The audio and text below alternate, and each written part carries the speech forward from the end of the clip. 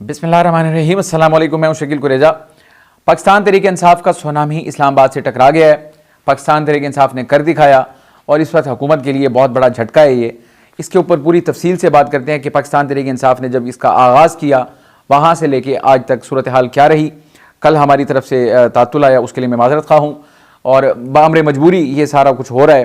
तो बहरहाल आज आपको सारी डिटेल सामने रखेंगे कल से लेके आज तक और इस वक्त की जो करंट सूरत हाल है। रात के करीब कोई 11:30 बजे का टाइम है जिस वक्त हम वीडियो रिकॉर्ड कर रहे हैं, तो वो तफसील आपके सामने रखते हैं। और आज मुज़ाकरात की भी कोशिश हुई, उसके ऊपर खबर है। इमरान खान साहब से मुलाकात हुई, अहम मुलाकात थी उनके पार्टी रहनुमाओं की, उसके ऊपर बात करते हैं क्योंकि इस वक्त कॉन्स्पिरेसी थेरीज भी बहुत सारी चल रही हैं। फैक्ट्स और फिक्शन और कॉन्स्पिरेसी ये सारी चीज़ें मिलके, क्योंकि जब वोलेटाइल सिचुएशन होती है तो 100 तरह की चीज़ें चल रही होती हैं। फैक्ट और फिक्शन इन दोनों को अलग करना बड़ा ज़रूरी भी होता है और बड़ा मुश्किल भी होता है। कोशिश करेंगे एक क्लियर पिक्चर आपके सामने रखें। और बुशरा बीबी फैक्टर जो है वो इस वक्त इंतहाई अहम हो गया है, उसके ऊपर भी बात करते हैं। सबसे पहले मैं आगाज़ करूँगा, आज 25 जो है वो तकरीबन ख़त्म होने को है। 24 नवंबर की पाकिस्तान तहरीक इंसाफ की फ़ाइनल कॉल की, यानी कि फ़ाइनल एहतजाज की आगाज़ हुआ कल। और कल जो कारवां था इनका बिलखुसूस पाकिस्तान तहरीक इंसाफ का केपी वाला, वो वहाँ से रवाना हुआ और उसके बाद रात उन्होंने स्वाबी इंटरचेंज के करीब मोटरवे पर गुजारी और उसके बाद आज सुबह काफिला वहाँ से रवाना हुआ दोबारा। और उस काफिले का जो सबसे पहला जो टकराव हुआ पंजाब में दाखिल होने के बाद, वो कट्टी पहाड़ी के मकाम पर हुआ और कट्टी पहाड़ी पर पुलिस और तहरीक इंसाफ के कारकुनान में अच्छा खासा यानी कि तसादुम हुआ। ठीक ठाक वहाँ पे शेलिंग हुई। आई एम श्योर कि आपने विजुअल्स उसके ज़रूर देखे होंगे। और पाकिस्तान तहरीक इंसाफ ने वहाँ भरपूर मज़ाहमत का यानी कि कारकुनान ने मुजाहिरा किया। इस हद तक हुआ कि उनके जो शेल्स हैं और उनकी जो शेल वाली गन्स हैं पुलिस की, वो भी बहुत सारी पाकिस्तान तहरीक इंसाफ के कारकुनान ने कब्जे में ले ली और पुलिस को पसपा होने पर मजबूर कर दिया। तो ये वहाँ पे सूरत हाल रही। और इससे आगे अगर जाएँ तो पंजाब हुकूमत का ये दावा है, जो कि अब खबर भी सामने आ चुकी, एक पुलिस कांस्टेबल जो है वो इस मुठभेड़ के अंदर उनकी शहादत भी हुई, जो कि इंतहाई अफसोसनाक बात है। किसी भी तरफ से हो, कारकुनान की तरफ से हो या जो उनको तहफ़्फ़ुज़ दे रहे हैं या ये हमारे लॉ इन्फोर्सिंग एजेंसीज़ के लोग होते हैं, किसी की भी यानी शहादत हो तो ये अफसोस की खबर होती है। उस पर दिल जो है वो रंजीदा है क्योंकि वो अपने फ़राइज़ मनसबी सरअंजाम दे रहे हैं। जो भी है हुकूमत का हुक्म होता है तो उनको ज़िम्मेदारी करनी पड़ती है, चाहे तहरीक इंसाफ की हुकूमत हो, पीपल्स पार्टी की हो, नून की हो, किसी की भी हो। ये उनकी अपनी मजबूरियाँ होती हैं। बहरहाल उनकी शहादत जो है वो मेरा ख्याल है एक हमारे लिए एक नुकसान की खबर है। पाकिस्तान के लिए डिमोरलाइज होती है ऑब्वियसली हमारी जो पुलिस है। ये वाक़या नहीं होना चाहिए था। बहरहाल अल्लाह पाक उनकी मग़फ़िरत फरमाए, उनके अहले खाना को सब्र जमील अता फरमाए। उनका नमाज जनाज़ा भी अदा हुआ। मोहसिन नकवी साहब और दीगर जो आला हुकाम हैं उन्होंने भी उसमें शिरकत की। पंजाब पुलिस के जो आईजी हैं वो भी उसमें मौजूद थे। ये एक वाक़या था। उसके अलावा 4 या 5 के करीब पुलिस एहलकार जो हैं उनकी हालत बड़ी तशवीशनाक बताई जाती है। ये पंजाब हुकूमत का दावा है क्योंकि उनके साथ भी वहाँ पर वही यानी कि अमल पेश आया। पंजाब हुकूमत ये कह रही है कि गोलियां चलाई गई, किसी की टांग पे लगी, जो शहीद हुए हैं उनकी गर्दन पे भी एक गोली लगी। तो बहरहाल अल्लाह पाक हमें इस किस्म के मज़ीद किसी तनाज़े से, मज़ीद किसी ऐसी यानी कि गैर मामूली सूरत हाल से महफूज रखे, कारकुनान को भी और हमारे लॉ इन्फोर्स वालों की। क्योंकि इस वक्त सूरत हाल बड़ी वोलेटाइल है, कंडीशन जो है वो यानी कि तशवीश का बाइस बन रही है। मैं यानी तरतीब से वापस आता हूँ उसी तरफ। कट्टी पहाड़ी से बहरहाल पुलिस को पसपा करने के बाद पाकिस्तान तहरीक इंसाफ का जो काफिला था केपी वाला, वो रवाना हुआ और आगे हकला इंटरचेंज जो है वो उनका एक सेंटर पॉइंट था। उस वक्त 3 काफिले आ रहे थे भाई वक्त, एक बलूचिस्तान वाला काफिला, एक मियाँ वाली से और एक केपी से काफिला। और ये बड़ा ही वेल कोऑर्डिनेटेड था। तय ये हुआ था कि हकला के मकाम पर इकट्ठे होकर वहाँ से आगे 26 नंबर की तरफ जो सफ़र है वो इकट्ठे शुरू करेंगे। कुछ ही फासला है उसमें, कोई बहुत ज़्यादा फासला नहीं है। तो बहरहाल वो जो 2 काफिले थे मियाँ वाली और जो बलूचिस्तान वाला, वो पहले हकला के मकाम पे पहुंचे और उन्होंने इंतजार किया कुछ देर इस काफिले का जो केपी से आ रहा था। बहरहाल जब ये इकट्ठे हो गए, मर्ज हो गए, फिर इनकी अगली मंजिल थी 26 नंबर। और कुछ देर पहले की ये इत्तलात हैं तहरीक इंसाफ के ट्विटर हैंडल से भी ये जारी हुई कि उनका जो काफिला है वो 26 नंबर पहुंच चुका। अब 26 नंबर से मुराद ये है कि इस्लामाबाद के ऊपर दस्तक, ये इस्लामाबाद का दरवाज़ा है। पेशावर इस्लामाबाद मोटरवे हो या लाहौर इस्लामाबाद मोटरवे हो, ये 26 नंबर आके फिर इनको इस्लामाबाद का दाखिला देता है, रास्ता देता है जहाँ से इस्लामाबाद की तरफ दाखिल हुआ जाता है। अब ये तो हो गए वो 3 काफिले और एक बड़ी यानी कि मुतासिर कुन तादाद जो है वो बिलखुसूस अली अमीन गंडापुर साहब लाने में कामयाब हुए। जो इसका साइज़ है उस पर मैं बाद में बात करता हूँ। यानी ओवरऑल जो कॉल थी उसके लिहाज से ये जो काफिला था बड़ा मुतासिर कुन था। वो 2 काफिले मिल गए, तादाद और बढ़ गई। अब इसके बाद हुकूमत के ऊपर ऑब्वियसली दबाव बढ़ रहा है, इसमें कोई शुबा नहीं है। हुकूमत को एक बहुत बड़ा ये 420 का झटका जिसको कहते हैं वो लगा है। बहुत सारे दावे थे, बहुत सारे उन्होंने वादे वहीद किए, सारा कुछ किया, मुज़ाकरात थे, कोई शर्त नहीं मानी, कहा जी आप एहतजाज कर लें। फिर उन्होंने एहतजाज किया और अब वो सर पे आ गए हैं। रेड जोन के अंदर जो सूरत हाल रही, रेड जोन जो उसका अहाता है, रेड जोन का जहां हमारी सरकारी इंस्टॉलेशन हैं, ये पार्लियामान, सुप्रीम कोर्ट, इलेक्शन कमीशन और दीगर, वो तो बिल्कुल जिसको कहते हैं मुकम्मल तौर पे सील है। इसमें अंदर भी सिक्योरिटी है, बाहर भी सिक्योरिटी है, और जो कंटेनर्स हैं उसकी 2-2, 3-3 लेयर्स रख के उनको अंदर बाहर से सिक्योर किया गया है। ये तो सूरत हाल में 2 मरतबा, आज भी मेरा चक्कर लगा, कल भी चक्कर लगा, रेड जोन मुकम्मल उसके अंदर मैंने देखा, तो वो इस वक्त हर तरफ से उसको मुकम्मल तौर पर बंद किया गया है और एक रास्ता दिया गया है आने और जाने के लिए। उस एक रास्ते पर आने और जाने के लिए भी आपको चेकिंग करवानी पड़ती है। यानी कि मैं बतौर शहरी भी, बतौर सहाफ़ी मुझे कार्ड दिखाना पड़ा जी, इसलिए क्योंकि वो वजह पूछ रहे हैं कि आप क्यों जा रहे हैं। तो बहरहाल वहाँ भी बड़ी सख्ती यानी आपको देखने मिली। अगर आप रेड जोन से थोड़ा बाहर आएँ, यानी रेड जोन से दूर होते जाएँ, तो फिर अगर आप रेड जोन की तरफ आ रहे हैं तो जहाँ जहाँ पुलिस और ये नाकेबंदी होगी वहाँ पर आपसे बाकायदा चेकिंग करने के बाद आपको आगे जाने दिया जाता है, उससे आगे नहीं जाने दिया, बगैर चेकिंग के नहीं जाने दिया जाता। तो ये रेड जोन की सूरत हाल है। अब अगर अमूमी इस्लामाबाद की सूरत हाल की बात की जाए, जो एंट्री एग्जिट पॉइंट्स हैं वो तो बिल्कुल सील हैं, यानी परिंदा पर नहीं मार पा रहा वहाँ पे। तहरीक इंसाफ इन रुकावटों को दूर करती हुई यहाँ तक पहुँची है। अब जो आगे के उनके लिए चैलेंजेस हैं, जिसको मैं कहता हूँ कि असल आमना सामना जो उनकी मंजिल है वो तो डी चौक है, लेकिन डी चौक का रास्ता 26 नंबर के बाद इस्लामाबाद में एंट्री से होगा, और जब इस्लामाबाद में एंट्री होगी तो मुश्किलात के पहाड़ जो हैं वो बतदरीज बढ़ते चले जाएंगे, जिसका आगाज़ 26 नंबर से। 26 नंबर के ऊपर बड़े क्लैशेस हुए, आंसू गैस का इस्तेमाल हुआ, तसादुम हुआ वहाँ पे। इस वक्त भी कह रहे हैं कि सूरत हाल वहाँ पे बड़ी कशीदा और पेचीदा है, क्योंकि कारकुन जो है उनका लड़ रहा है वहाँ पे, फाइट कर रहा है कि उनको रास्ता चाहिए, और उनकी हतमी मंजिल है इमरान खान साहब की रिहाई, जिसके लिए उन्होंने आना है डी चौक तक। इस वक्त तक के जो जितने भी राउंड्स हुए, मैं ये समझता हूँ पाकिस्तान तहरीक इंसाफ उसमें यानी कि फाते रही, और हुकूमत जो है उसके लिए एक मुश्किल सूरत हाल है। यानी कि अब एक तो वो कहते हैं कि हथियार भी नहीं देना एहलकारों को, और इनको रोकना भी है। वो उनका जो इस वक्त, अगर मैं आपको ऑनेस्टली बताऊं, जो उनका मेरी गुफ्तगू भी हुई जिनसे, उनका जो हदफ है वो ये चाहते हैं कि किसी भी सूरत हुकूमत की ये ख्वाहिश है कि दूसरी तरफ का कोई खुदा न खास्ता कोई कैजुअल्टी ना हो, खुदा ना करे कि कोई लाश गिरे, उस चीज़ से बचने के लिए हुकूमत जो है वो उसकी पूरी कोशिश हो कि इस तरफ मामला ना जाए। अब जब ऐसा होता है तो फिर उनके पास बड़ा लिमिटेड इख्तियार होता है कि पुलिस जो है, अब वो सुपरमैन तो है नहीं, इंसान है वो भी, अगर वो अगला क्राउड ओवर पावर कर ले, जैसा कि कटी पहाड़ी पे हुआ, तो फिर रास्ते खुलते चले जाते हैं।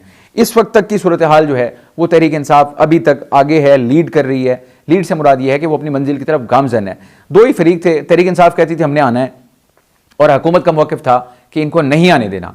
अब तहरीक इंसाफ आ रही है और हुकूमत अभी तक उनको रोक नहीं पा रही, तो इसका मतलब तहरीक इंसाफ लीड कर रही है, और जज्बा और जोश, वो इससे बड़ा उसका अमली मुजाहिरा क्या हो। मौसम की शिद्दत देखें, रुकावटें देखें, फिर उसके बाद आंसू गैस, और उसके बाद जो मज़ाहमत है उनको करनी पड़ी, वो सब कुछ करते हुए अपनी मंजिलों को तय करते चले जा रहे हैं। सोशल मीडिया के ऊपर आपके सामने विजुअल्स सारे आ रहे हैं, मौजूद हैं वो। और मीडिया की अगर मैं बात करूं, जो मेन स्ट्रीम मीडिया है उसके ऊपर तो बज़ाहिर लगता है गैर एलानिया मुकम्मल पाबंदी है कि आपको खबर की हद तक तो सिर्फ बताया जाता है, उसके अलावा उसकी कोई कवरेज नहीं है। उसके ऊपर कोई रिपोर्टर्स की टीमें या लाइव लोकेशन से आपको यानी कि बड़ा कम देखने को मिला है कि वहाँ से खड़े होकर कोई बता रहा हो कि एक्चुअली क्या सूरत हाल ऑन ग्राउंड चल रही है। तो इन तमाम चीज़ों के बावजूद पाकिस्तान तहरीक इंसाफ का जो वर्कर है, इमरान खान साहब का जो फॉलोअर है, वो डटा हुआ है, कमिटेड है, खड़ा है, और वो यानी लड़ रहा है, और अपनी मंजिल की तरफ उसकी नज़र है। देखते हैं वो वहाँ पहुँच पाते हैं या नहीं पहुँच पाते, लेकिन जो उनके हतमी मरहला है, यानी कि जिसको कहते हैं कि बॉटल नेक, मंजिल के करीब पहुँच गए। अब मुश्किलात बतदरीज उनकी 26 नंबर से ऑनवर्ड्स टूवर्ड डी चौक वो बढ़ रही हैं। कैसे अबूर करेंगे आपको ज़रूर आगाह करते रहेंगे। अब तक की जो सूरत हाल रही उसमें तहरीक इंसाफ लीड करती हुई आपको नज़र आ रही है। अब आ जाते हैं मुज़ाकरात वाले चैप्टर के ऊपर। उसमें बड़ी खबर पहले ये थी कि आज सुबह बैरिस्टर गौर साहब हों और उनके साथ बैरिस्टर सैफ जो कि तर्जुमान है केपी हुकूमत के, एक चेयरमैन और एक केपी हुकूमत के तर्जुमान, इन दोनों की मुलाकात होती है इमरान खान साहब से, और उसके बाद 1.5 घंटा मुलाकात हुई। गैर मामूली मुलाकात है। आमतौर पर मुलाकात के लिए जाते हैं, पहुँच जाते हैं, इजाज़त होती है, लेकिन मुलाकात नहीं होने दी जाती। तो आज मुलाकात का बाकायदा एहतमाम और इंतज़ाम किया गया, और 1.5 घंटे पर मुहित उनकी वो मुलाकात होती है, जिसमें इनकी जानिब से खान साहब को ब्रीफ किया गया, और फिर खान साहब ने इनको जो हिदायत थी वो दी। अब एक तो बाहर आके बैरिस्टर गौर साहब ने गुफ्तगू की, उन्होंने ये कहा कि कॉल को वापस लेने के ऊपर कोई बात नहीं हुई, यानी कॉल अपनी जगह पे मौजूद है एहतजाज वाली, यानी कि एहतजाज जारी रहेगा। एक बात तो ये की, और दूसरी बात उन्होंने की मुज़ाकरात बिल्कुल हो रहे हैं, इसके ऊपर आपको बताएंगे हुकूमत के साथ। अब ये इन्होंने इतनी बात की। ज़राए से जो खबर आई वो ये थी कि उनको ये ऑफ़र किया जा रहा है कि अगर वो डी चौक वाली जो मामला है उसको कैंसिल कर दें डी चौक की तरफ जाने वाला, तो फिर उनको मुतबादिल जगह फराहम कर दी जाए और वो ये यकीन दहानी करवाएं कि वो वहाँ पर बैठेंगे और उससे आगे नहीं जाएंगे। तो ये मुज़ाकरात की कहानी कुछ सामने आ रही है। फिर उसके बाद शाम को खबर आ गई और वो खबर ये थी कि मिनिस्टर एनक्लेव के अंदर एक मुलाकात होती है जिसमें बैरिस्टर गौहर भी हैं और लीड रोल दो लोगों का है बिलखुसूस, बैरिस्टर गौहर हो गए और मोहसिन नकवी साहब हो गए। इनके दरमियान मुलाकात हुई, ये खबर आई है। मैं इसके बाद फॉलोअप की बात करता हूँ। इसके बाद खबर आई कि इनकी मुलाकात हुई है और इसी चीज़ के ऊपर तय हो रहा है कि आप जो डी चौक की कॉल है उसको वापस ले लें। उसको वापस लेते हैं तो आपको मुतबादिल मकाम दे दिया जाएगा ताकि आप वहाँ बैठना चाहें बैठ जाएं, एहतजाज करना चाहें एहतजाज कर लें। यानी कि फिर आपकी मर्जी होगी, या आप सिट इन करें, धरना करें, या आप अपना जलसा जुलूस करके चले जाएं। तो इसके ऊपर बातचीत हो रही है। मैं पहले इस पर नुक्ता रख दूं, इसी के ऊपर एक नुक्ता रख दूं, वो ये है कि अगर हुकूमत मुज़ाकरात के ऊपर आ रही है तो इससे आपको आइडिया हो जाता है कि हुकूमत को यानी घुटनों पे ले आई है पाकिस्तान तहरीक इंसाफ। उनका ये एहतजाज अब तक जो हुआ, यानी हुकूमत मजबूर हुई फिर उनके साथ बात करने पे। अगर हुकूमत की जगह पे मुज़ाकरात हो रहे हैं तो हुकूमत की दावत पे हुए होंगे, फिर उसको इंडिकेट करता है जो मुलाकात करवाने का मतलब ये था कि हतमी जो डिसीजन होगा वो तो इमरान खान साहब करेंगे। तो उन्होंने फिर मुलाकात की अरेंजमेंट की, मुलाकात हुई। उसके बाद इनकी मुलाकात की खबर आई और जिसमें यह बात हुई कि आप डी चौक को कैंसिल करें, आपको मुतबादिल जगह देते हैं, आप वहाँ बैठ जाएँ, अपना एहतजाज करें, धरना दें, जो करना है करें। इसके बाद थोड़ी देर बाद शेख वकास अकरम साहब जो कि इस वक्त सेक्रेटरी इत्तलात हैं पाकिस्तान तहरीक इंसाफ के, उनके ट्विटर हैंडल से खबर आई। उन्होंने कहा कि इस किस्म की मिनिस्टर एनक्लेव में कोई मुलाकात नहीं हुई, ना किसी और जगह पे हुई और ना ही कोई मुज़ाकरात हो रहे हैं, किसी किस्म के कोई मुज़ाकरात नहीं हो रहे। उन्होंने वाज़ेह तरदीद कर दी इस बात की। लेकिन जो हमारे ज़राए हैं वो ये दावा कर रहे हैं कि इस चीज़ के ऊपर गुफ्तो शनीद जारी है। ये अब देखें, सेक्रेटरी इंफॉर्मेशन की जानिब से ये बयान आना, उसकी एक और वजह भी है। उसकी वजह यह है कि कारकुनान को जो है वो उनका जज्बा जमा रखना है, उनका हौसला बुलंद रखना है। ऊपर वाली लीडरशिप जो है वो बहुत सारे मामलात को ऊपर से देख रही होती है। कारकुन जो है वो सिर्फ उसकी डेस्टिनेशन होती है जो उसको बताई गई कि डी चौक उसने पहुंचना है और उसका हदफ इमरान खान साहब की रिहाई है। इतना प्रेशर डालेंगे कि हुकूमत रिहा करने पर मजबूर हो जाए। सो ऊपर वाले मामला जो होते हैं वो आमतौर पर कारकुन तक नहीं पहुँचते सिवाय इसके कि जब फैसला हो जाए। तो हो सकता है शेख वकास साहब की तरफ से ये जो पैगाम आया या बयान आया उसका ये एक तनाजुर हो। फिर उसके बाद ये खबर आई, एहतजाज की तरफ वापस आता हूँ, ये मुज़ाकरात वाला चैप्टर हो गया। शेख वकास अकरम साहब का जो काफ़िला है वो वहाँ से रवाना हो गया, वो अपनी तरफ से आ रहे हैं। फिर इसके बाद ये खबर आई जनाब शेर अफजल मरवत साहब, उनके जो लोग थे, उनका जो काफ़िला था वो भी उस तरफ, यानी कि मंजिल उनकी है उस काफ़िले के अंदर, यानी कि मिलना, वो भी अपनी तरफ से उसमें यानी गामजन हो गए। तो मैं एक चीज़ से बड़ा मुतासिर हुआ, पाकिस्तान तहरीक इंसाफ के जो माजी के या माजी करीब के जो एहतजाज थे उनमें और इनमें एक बड़ा फ़र्क ये था कि इसको उन्होंने बड़ा ज़बरदस्त वेल ऑर्गेनाइज किया है। एक जगह पे मजमे को इकट्ठा नहीं किया, अलग अलग जगहों से काफ़िले आए, उनको फिर मंजिल एक दी गई कि वहाँ पे उन्होंने आना है।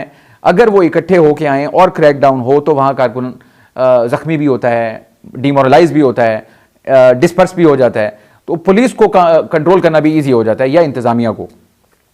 अब एक काफ़िला इनका यहाँ केपी से, एक मियांवाली से, एक बलूचिस्तान से, अब उधर से शेख वकास का काफ़िला, इधर से बैरिस्टर गौहर का, ये शेर अफजल मरवत का, और इसी तरह इनके दीगर कारकुनान जो है। अब वो तादाद बतदरीज बढ़ रही है। अब अगर तादाद एक हद तक चली गई तो हुकूमत के ऊपर दबाव मज़ीद बढ़ाने में ये तहरीक इंसाफ जो है वो कामयाब हो जाएगी। अब तक के जो राउंड्स हैं वो तहरीक इंसाफ बड़े ज़बरदस्त तरीके से उन्होंने उसको प्ले किया, बावजूद इसके कि मुझे ज़ाती तौर पर यह बड़ा मुश्किल लगता था कि इन 10 दिन या 9 दिन के अंदर, क्योंकि कॉल और डेट के दरमियान 10 या 9 दिन का ही मतलब टाइम था इनके पास, इस मुख्तसर टाइम के अंदर अगर इतना मुतासिर कुन शो उन्होंने कर लिया है तो डेफिनेटली वो दाद के मुस्तहिक हैं। और उन्होंने इसको सक्सेसफुली किया, प्लानिंग के साथ किया, मज़ाहमत की, भरपूर की, मंजिल पे पहुंचे हैं। इस्लामाबाद की दस्तक डी चौक की दस्तक है। अब आ जाते हैं कि डी चौक की तरफ उनको आने दिया जाएगा या नहीं। इसके ऊपर हुकूमत का वाज़ेह फैसला है कि किसी भी तौर पे इनको डी चौक नहीं आने दिया जाएगा और पाकिस्तान तहरीक इंसाफ की मंजिल सिर्फ और सिर्फ डी चौक है, उसके बगैर कोई बात नहीं है। बुशरा बीबी ने भी बात की कि डी चौक हमारी मंजिल है, हर सूरत वहाँ पर जाएंगे। अब जो इम्कानी सूरत हाल डिस्कस की जा रही है वो ये है, मैंने आपको गुजारिश की fact fiction conspiracy theories.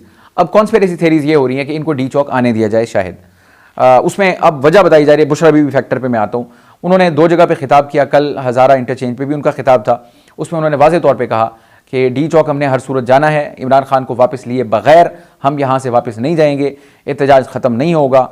Pashtun जो है वो गैरतमंद है, वो पीछे नहीं हटेंगे, वो इनको लेके जाएंगे और मैं आखिरी सांस तक इमरान खान के लिए खड़ी रहूँगी, कोई ना भी हुआ तो मैं खड़ी रहूँगी और इमरान खान को लेके जाएंगे। एक बात तो उन्होंने ये की। फिर आज गाड़ी के अंदर से उनका वीडियो बयान जारी हुआ, उसके अंदर उन्होंने ये कहा कि हम स्लो जा रहे हैं। अब slow go slow was PTI's policy. अब वो जो हमें अब समझ आ रही है कि गो स्लो से मुराद उनका था कि कोऑर्डिनेटेड हो, सबको टाइम मिले और वो पहुंच जाए और फिर काफिला जो है इकट्ठा हो जाए तो वो तादाद इनको पता चल जाएगी। तो बहरहाल इसमें वो कामयाब रहे। अब बुशरा बीबी फैक्टर के ऊपर बहुत ज़्यादा बात हो रही है। फैक्टर मैंने उसको क्यों कहा? बुशरा बीबी के बारे में तहरीक इंसाफ, इमरान खान साहब, उनका खुद मौक़िफ़ था कि वो गैर सियासी हैं, उनका सियासत से कोई ताल्लुक नहीं है। इस वक्त उनके रोल को सॉफ्ट लॉन्चिंग के तौर पे देखा जा रहा है बुशरा बीबी के। अब आ जाते हैं वापस उनकी रिहाई के ऊपर कि उनकी रिहाई हुई तो उनको दोबारा गिरफ्तार क्यों नहीं किया गया था। उस वक्त ये यानी सूरत हाल पैदा हो गई थी, बातचीत शुरू हो गई थी कि इनको अब ब्रिज बनाया जाएगा between Imran Khan and the ones whom he wants to talk, जिनसे वो बात करना चाहते हैं, या हुकूमत के साथ या एस्टैब्लिशमेंट के साथ इनको ब्रिज करें, क्योंकि इमरान खान साहब किसी की नहीं सुनते। कहा जाता है कि बुशरा बीबी उनको कायल कर सकती हैं। अब बुशरा बीबी ब्रिज बनेगी। बुशरा बीबी को ब्रिज बनने के लिए अब उनको रोल देना पड़ेगा। रोल उनको मिल गया। अब वो इस वक्त लीड कर रही हैं काफिले को गंडापुर साहब के साथ। पहले खबरें आई कि गंडापुर साहब उनके इख्तिलाफ पैदा हो गया, फिर खबर आई 24 से एक दिन पहले कि बुशरा बीबी तबीयत नासाजी के बायस शिरकत नहीं करेंगी। फिर ऑल ऑफ ए सडन खबर आ गई नहीं, वो तो लीड कर रही हैं। फिर उन्होंने लीड किया। अब कहा यह जा रहा है कि बुशरा बीबी के लिए शायद ये ऐसी सूरत हाल पैदा की जाए कि वो कामयाबी के हवाले से, यानी इस ज़िमन में कि उनको डी चौक तक पहुंचा दिया जाए, ताकि उनकी जो एक विक्ट्री है वो इस्टेब्लिश हो जाए और फिर वो इमरान खान साहब और ये हुकूमत के दरमियान या इस्टेब्लिशमेंट के दरमियान एक राब्ताकारी का काम करें। और राब्ताकारी में जो उनका रोल होगा वो ये हो सकता है मुमकिन कि वो इमरान खान साहब को कायल करें। किन चीज़ों पे कायल करना है, उसमें सबसे इंपॉर्टेंट बज़ाहिर ये हो सकती है कि इमरान खान साहब को खामोश रहने का वो कहें। इमरान खान साहब का जो सख्त तरीन बयानात होते हैं उसको, यानी उस चीज़ को वो कंट्रोल करें। ये अब उनके रोल को इस तरह देखा जा रहा है। बहरहाल it is yet to be seen. अभी तक की जो पिक्चर है कहीं ना कहीं ये चीज़ें सिंक होती हुई आपको नजर आ रही हैं। अब कल का दिन बड़ा, आज की रात और कल का दिन ये होगा डिसाइसिव। खुदा ना करे इसमें तसादुम हो, इम्कान उसका बहरहाल मौजूद है अपनी जगह पे, क्योंकि अगर हुकूमत तय कर लेती है कि नहीं आने देना और पाकिस्तान तहरीक इंसाफ तय कर लेती है कि जाना है, तो फिर बीच में आता है तसादुम। तसादुम में क्या सूरत हाल बनेगी उसके बारे में कोई कमेंट नहीं किया जा सकता। सूरत हाल आज की रात और कल का दिन जो है वो इंतहाई क्रिटिकल है। आप भी दुआ करें, हम भी दुआ करते हैं, अल्लाह पाक खैर खैरियत से हमारा ये मरहला गुजारे।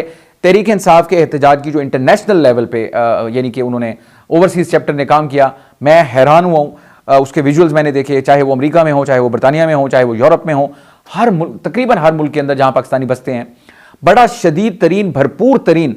लंदन के अंदर पाकिस्तान तहरीक इंसाफ का अब तक का सबसे बड़ा एहतजाज जो है वो तहरीक इंसाफ ने वहाँ पे उसका मुजाहरा किया। उसके विजुअल्स मौजूद हैं ट्विटर के ऊपर भी और मुख्तलिफ जगहों पे शेयर भी हो रहे हैं। तो इमरान खान साहब की कॉल पर पूरी दुनिया के अंदर जो बसने वाले पाकिस्तानी हैं उन सब ने इस पर लब्बैक कहा। वो लोग निकले, वहाँ पे उनको उतनी रिस्ट्रिक्शंस नहीं थी, वो निकल आए, आसानी से डेमोन्स्ट्रेशन उनकी हुई। तहरीक इंसाफ को इस्लामाबाद के अंदर, पाकिस्तान के अंदर बड़ी शदीद मुश्किलात का सामना है। बहरहाल दोनों फ्रंट्स के ऊपर इस वक्त पाकिस्तान तहरीक इंसाफ का जो कारकुन है वो भरपूर तरीके से लड़ रहा है। आज की रात मैं दोबारा अर्ज कर रहा हूँ, आज की रात जो बकिया है आधी गुजर चुकी, और कल का दिन फैसला कौन होगा कि अगली पिक्चर क्या बन रही है। क्या वो एहतजाज धरने में बदलेगा, नहीं बदलेगा, क्या वो डी चौक आएंगे या नहीं आएंगे, या उनको मुतबादिल जगह दी जाएगी, इसके ऊपर इंशाल्लाह कल आपको आगाह करेंगे। आज के लिए इतना ही। आप हमारी वीडियोस को लाइक कर सकते हैं, चैनल को ज़रूर सब्सक्राइब करें और अपना फीडबैक कमेंट के जरिए आप हमारे साथ शेयर कर सकते हैं। इजाज़त दीजिए, अल्लाह हाफ़िज़।